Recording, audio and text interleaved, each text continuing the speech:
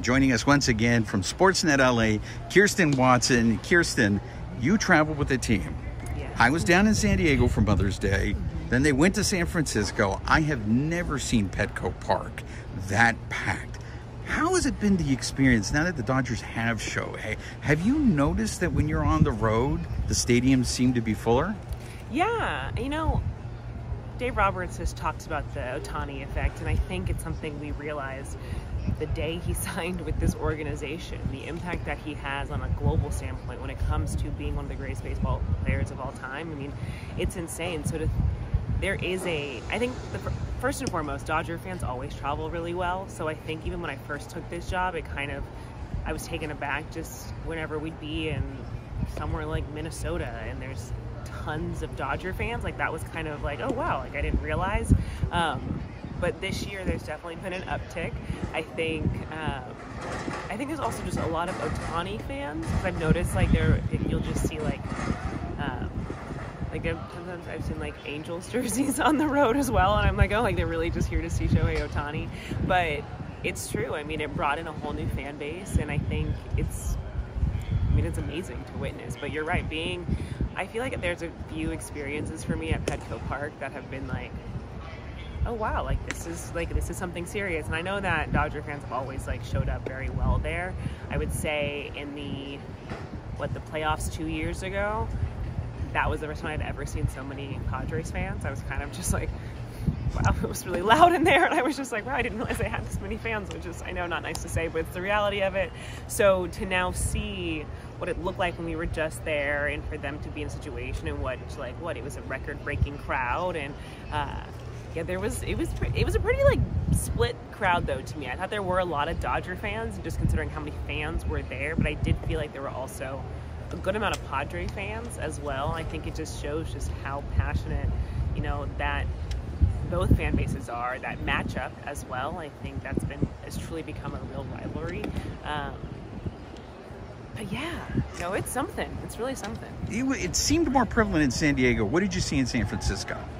See, I actually feel like it's the opposite. I thought that it was more prevalent in San Francisco, because I feel like, and to be fair, I know in the last couple of years, their team has kind of had some ups and downs and stuff, but when I think about, I guess 2021 there, honestly even 2022, there were a lot of Giants fans, and that stadium was packed, and it's a more of an intimate feel because it just how it's on the water, it just had the kind of that goes more up and around, and then it's a little more shallow, I guess, in the outfield. So I actually felt like there just weren't as many fans in this series there, and because of that, it felt like there were more Dodger fans. But I felt like there was a pretty good turnout of Giants fans there as well. I just don't think there were and it was weekdays, I just think it wasn't as busier.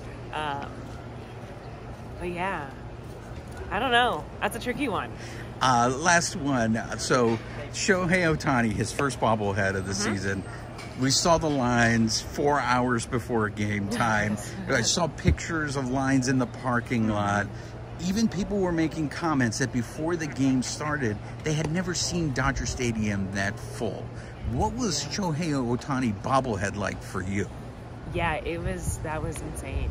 It was amazing, though. I mean, I think you could, outside of the game, I think just the atmosphere and the experience, all these people coming in and getting their bobbleheads and the excitement, and then I would walk around and some people asking what color did you get, and just seeing how much interaction you saw amongst fans was really special as well.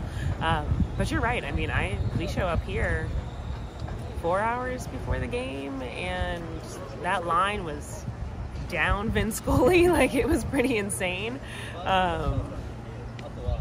I was talking with a few people about that.